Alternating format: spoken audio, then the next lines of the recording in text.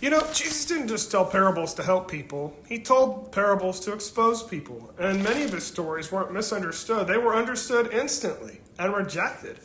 Because they didn't just confront ignorance, they confronted people's identity. Take the workers in the vineyard. Some showed up early, some late. Everybody gets paid the same. If that bothers you, good. It's meant to.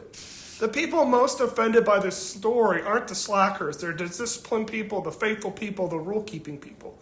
And Jesus is saying something avant-garde. You don't get extra grace for extra obedience. And the moment you think God owes you more, you've stopped relating to him as a father and started treating him like an employer. Then comes the prodigal son. The real target isn't the younger brother, it's the older one.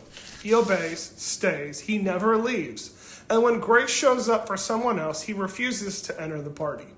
Why?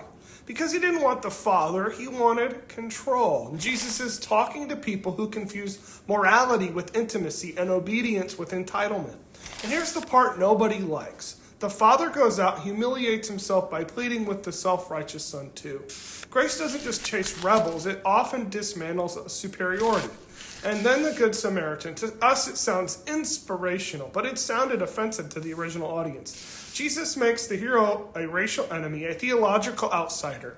The priest and the Levite, clean and correct, credentialed, walk by. Jesus isn't asking, who's your neighbor? He's also asking, who do you refuse to love?